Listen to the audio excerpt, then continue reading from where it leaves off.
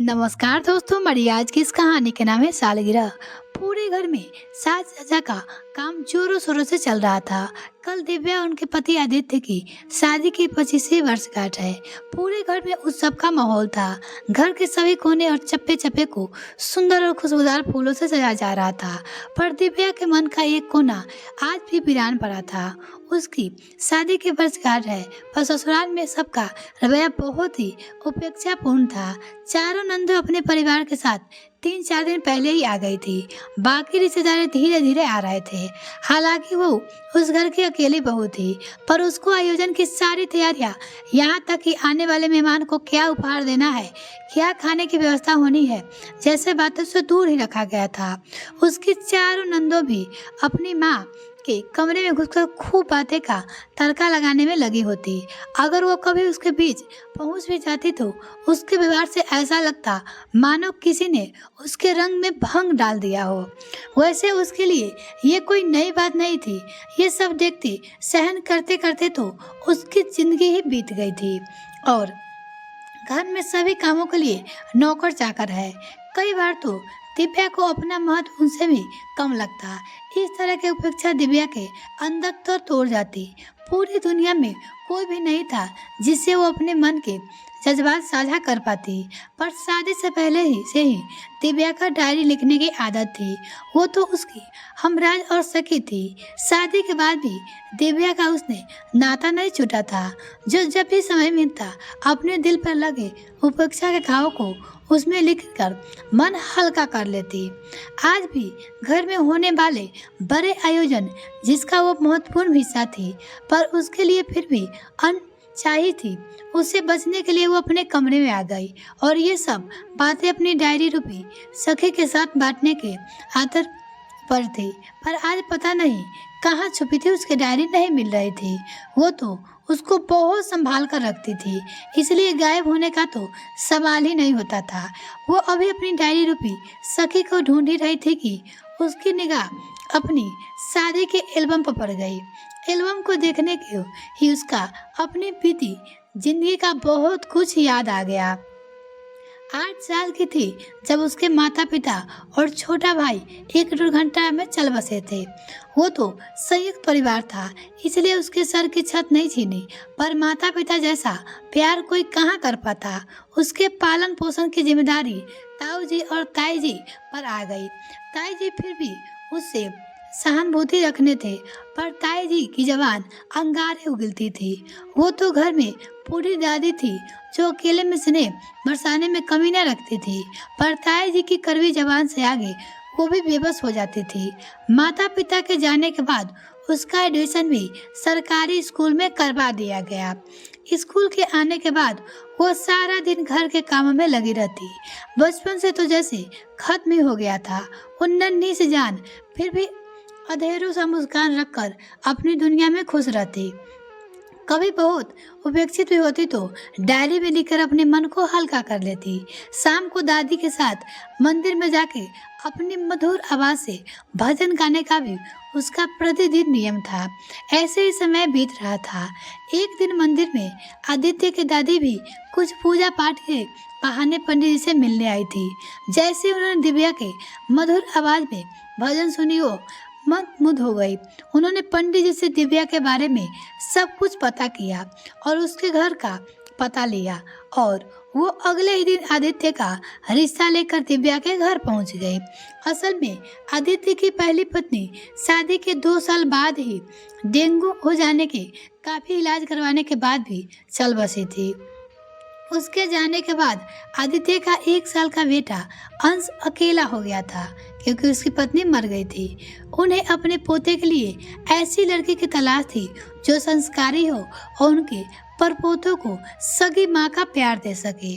उनको दिव्या को देखकर अपनी तलाश पूरी होते हुए दिख रही थी, पर वो अभी मात्र 18 वर्ष की थी। आदित्य से उससे 10 वर्ष बड़ा था। एक बच्चे का पिता था। दिव्या शादी के लिए बिल्कुल तैयार नहीं थी। अभी वो कॉलेज में ही पहुंची थी, पर इतने बड़े घर का रिश्ता आने से घर पे सब इसी शादी के पक्ष में ही थे। सब शादी करना चाहते थे। दिव्या के दादी उसके मन की बात समझ रही थी। उन्होंने उन्होंने उसको प्यार से समझाया कि बेटा, मेरा अब कुछ भरोसा नहीं है। मेरे सामने ही तेरा साथ ऐसा व्यवहार होता है तो पीछे कैसा होगा। अभी तो कम से कम मेरे को इतना सुकून तो रहेगा कि मेरा लाडो शहर के इतने बड़े नामी परिवार की बहू बन रही है। दिव्या की दादी ने कहा। इस तरह से समझाकर उन्होंने दिव्या की शादी के लिए हाँ करवा दी। इस तरह दिव्या आदित्य की दुल्हन से ज्यादा अंश की माँ के रूप में इस घर में आ गई थी। घर में आते ही उसकी चारों नंदे और सास ने बड़ी कुटिल मुस्कान और तानों के बौछार से उसका स्वागत किया। कई सारे रस्में, जिसमें एक बक्सा खुलाई की रस्म होती, जिससे मायके से लाए उपहार भाभी ननद को देती है, उसमें चारों नंदों ने उसके लाए हुए सामान को बड़ी भयानक हंसी के साथ सभी रिश्तेदार के सामने ये कहते हुए कि ये कैसे कपड़े तो हमारे घर के नौकर चावल भी पहने हाथ भी न लगाया था। पहले उसने नंद ने कहा। सासू माँ ने भी अपनी बिटिया का पूरा साथ दिया था। सभी रिश्तेदारों के बीच दिव्या अपने नए घर की उपेक्षा की शिकार हो गई थी। वो तो वहाँ पे दादी ने किसी तरह सबको डांट कर बाकी रस्में पूरी कराई थी। सभी उपेक्षापूर्ण नजरों से तो वो झेल गई थी, पर पति आदित्य का व्यवहार उसके प्रति ज्यादा अच्छा नहीं था। शादी की पहली रात को आदित्य ने दिव्या से स्पष्ट में कह दिया था कि वो इस घर में दादी की वजह से है और अंश की माँ के रूप में आई है। दुनिया की नजरों में वो उसकी पत्नी जरूर होगी, पर असल जीवन में वो आदित्य से कोई अपेक्षा ना ही रखे तो अच्छा रहेगा। ये बातें अलग थी कि वो उसके शरीर पर अपना पति धर्म निभाना नहीं भूला था। आगे भी कभी घर में कोई त्योहार या उत्सव आता, तब दिव्या अगर कुछ करना भी चाहती तो उसको यह कहकर रोक दिया जाता कि उसको अमीर और समृद्ध खानदान के तौर तरीके नहीं पता है, इसलिए वो इन सबसे दूर ही रहे। दिव्या अपने ही खोल में समेटती जा रही थी। ये तो अच्छा था कि अंश की सारी जिम्मेदारियां उसको दे दी गई थी, क्योंकि उसको बेटा मान ली थी दिव्या ने। अंश के साथ वो अपना बचपन जीने की पूरी कोशिश करती। वैसे तो माता पिता की खोने का गम समझती थी, इसलिए उस बिन माँ के बच्चे पे अपना पूरा प्यार उड़े देना चाहती थी। अगले साल जब अंश का स्कूल में एडमिशन हुआ, तब बच्चों के माता पिता को एक मीटिंग के लिए बुलाया गया, पर उसमें दिव्या को जाने नहीं दिया। यहाँ पर भी उसको कम पढ़े लिखे और बड़े घर के तौर तरीके से अपचरित होने का ताना देकर रोक दिया गया। उस दिव्या को नहीं जाने दिया गया। दिव्या ने अपने आप को किसी तरह समझाया, पर आगे जब भी अंश स्कूल में गया, तब तक दिव्या को उसकी मीटिंग में जाने की अनुमति नहीं थी। कई बार दिव्या इस तरह के व्यवहार से आहत होकर कई बार भागने की सोचती तो अंश का मासूम चेहरा उसकी आंखों के सामने घूम जाता, और अब तो अंश भी इन सब बातों को समझता था। वो दिव्या की तरफ से बोलने की कोशिश भी करता था तो उसकी बुआ दादी और यहाँ तक कि आदित्य भी उसकी बातों को अनसुना कर देता। वो दिव्या को भी अपने लिए आवाज उठाने के लिए कहता, तब वो उसकी किसी तरह बहला फुसला देती दिव्या अपने बेटे अंश को। स्कूल के बाद जब अंश का इंजीनियरिंग में चयन हुआ तो उसको हॉस्टल में रहने जाना था। दिव्या का तो रो रो कर बुरा हाल था, पर तब अंश ने उसको आंसू पोंछते हुए बड़े प्यार से कहा था, माँ चिंता मत करना, मैं आपका हक दिलवा कर ही रहूंगा। उसकी बात सुनकर दिव्या के रोते हुए चेहरे पे ना चाहते हुए भी मुस्कान आ गई। बाहर जाने के बाद भी अंश रोजाना दिव्या को वीडियो कॉल करना ना भूलता। दिन बीत रहे थे। अंश इंजीनियरिंग के बाद विदेश से MBA की डिग्री और 2 साल आदित्य के बिजनेस का एक बड़ा प्रोजेक्ट पूरा करके अभी 15 दिन पहले ही वापस अपने देश लौटा था। अंश आ गया था विदेश से। दिव्या और आदित्य की शादी की 25वीं वर्षगांठ मनाने की भारी आयोजन अंश की ही थी। अंश की जीत के आगे किसी की नहीं चली थी। अब चूंकि घर कई दिन पहले ही रिश्तेदारों से भरना शुरू हो गया था, रात को गप्पेबाजी की महफिल भी जमती। सब लोग अब अंश की शादी और उसकी होने वाली पत्नी के लिए उसकी पसंद जानने को लेकर बड़े उत्सुक रहते। अंश बड़ी भी हजारों से उसको सभी को प्रश्न का जवाब समय आने पर देने को कहकर टाल देता। अंश की याद आते ही दिव्या के मन में उसके लिए ममता का सागर उमड़ गया। वो अभी ये सब सोच ही रही थी कि अंश ने आकर दरवाजा खटखटाया। उसके पुकारने की आवाज़ सुनकर वो यादों से बाहर आई।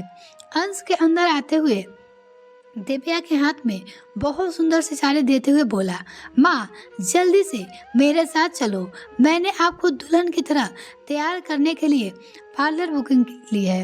अंश ने कहा। उसने दिव्या को कुछ बोलने का मौका ही नहीं दिया, जबरदस्ती पार्लर ले गया। खुद पार्लर के बाहर उसका इंतजार करने लगा। अंश अपनी माँ को लेकर गया था। पार्लर से निकलने के बाद दिव्या बहुत सुंदर लग रही थी। अब अंश दिव्या को लेकर सीधे उस क्लब में पहुंचा जहां आदित्य और उसकी वर्षगांठ की आयोजन था। दिव्या के पहुंचने पर सबकी नजरें उसके चेहरे से हट ही नहीं रही थी। खुद आदित्य भी उसकी तारीफ किए बिना नहीं रह पाया। ये शायद आदित्य की दिव्या के लिए पहली प्रशंसा थी। आज तक उसे कभी प्रशंसा नहीं किया था। अब अंश ने पूरे कार्यक्रम की बागडोर अपने हाथों में ले ली। केक काटने के बाद उसने सभी रिश्तेदारों को दिव्या के लिए संबोधित करते हुए कहा कि सब कहते हैं कि मेरी माँ दूसरी है, पर मैंने तो होश संभालते हुए भी इन्हें ही देखा। अंश ने कहा, पहली माँ को तो पता नहीं, पर जितना प्यार इन्होंने मेरे को दिया शायद और कोई मेरे को ना दे पाता। जितनी अपेक्षा और ताने पूरा व्यवहार मेरी माँ ने डटकर अपने बलबूते पर सामना किया, उतना किसी भी वंश की बात नहीं है। आज इन्हें अपनी तरफ से उपहार देना मैं कुछ देना चाहता हूँ। फिर उसने दिव्या को अपने पास बुलाया और अपने हाथ से पकड़े हुए उपहार खोलने के लिए कहा। दिव्या ने जैसे उस उपहार को खोला तो उसमें एक किताब थी जिसके कवर पे अब अनकही शीर्षक लिखा था और साथ में दिव्या का प्यारा सा छाया चित्र था, यानी दिव्या की डायरी थी। लेखक के रूप में उस पर दिव्या का नाम था। दिव्या ने आश्चर्यचकित होकर अंश की तरफ देखा। तब उसने राज पे से पर्दा उठाते हुए कहा, माँ माफ करना, आपकी डायरी लिखते हुए बचपन से देखा है। काफी समय से सोचा था कि आपके अनकहे जज्बात है वो दुनिया के सामने लाऊंगा, जिससे एक माँ के साथ हुई अपेक्षा और उसके संघर्ष की गया सबके सामने आ सके। दिव्या ने अदर मुस्कान आ गई। उसने अंश को कान पकड़ते हुए कहा, शैतान कहीं का, तभी मैं कहूँ कि मेरी डायरी कहाँ चली गई। तब अंश ने बड़ी नफरत से दिव्या से अपने कान छुड़ाते हुए कहा, अभी तो आपको एक और सरप्राइज भी देना है। अंश ने अपनी माँ दिव्या से कहा, तभी तो आपको अपनी होने वाली बहू का भी पता बताना है। अब उसने सबके सामने बोला कि आप सब जानना चाहते हैं कि मैं किस तरह की लड़की से शादी करूंगा, तो आप सबको बता दूं कि मैं अपने लिए कोई लड़की पसंद नहीं की है। मेरे लिए लड़की मेरी माँ ही पसंद करेगी, अंश ने कहा, क्योंकि मेरे को माँ जैसी मासूम और निश्चलशील लड़की चाहिए। उसकी ये बातें सुनकर दिव्या की चारों नंदों और सास के तन बदन में आग लग गई। आज बेटे और दिव्या का ये प्यार देखकर आदित्य को भी अपने व्यवहार पर पछतावा हो रहा था। ये सब बातें कहते हुए अंश ने बोला कि मेरी माँ की एक खूबी ये भी है कि वो गाना बहुत अच्छा गाती है। ये कहकर माइक भी दिव्या को थमा दिया। अंश दिव्या मना करती रह गई, पर अंश ने एक ना सुनी। दिव्या ने अपने पसंदीदा गीत तेरा मुझसे पहले का नाता कोई गाना शुरू किया, पर अपने बेटे के लिए सम्मान में उसकी आंखें भर आई। उसकी आवाज़ थोड़ा कमजोर पड़ती, उससे पहले ही आदित्य ने आकर उसको संभाल लिया। अब आदित्य ने सबके सामने दिव्या को गले लगाते हुए कहा कि कुछ प्रेम कहानियां शादी के 25 वर्ष बाद भी शुरू होती है। आज दिव्या अपने आप को दुनिया की सबसे भाग्यशाली माँ समझ रही थी, जिसके बेटे ने आज उसके पूरे जीवन में मिली अपेक्षा की भरपाई कर दी थी। यह कहानी आपको कैसी लगी कमेंट सेक्शन में लिखना ना भूले। इसी तरह कहानी सुनने के लिए जुड़े रहे हमारे साथ। तब तक के लिए धन्यवाद दोस्तों। अगर मेरे चैनल को अभी तक सब्सक्राइब नहीं किया तो प्लीज़ मेरे चैनल को जल्दी से सब्सक्राइब कीजिए।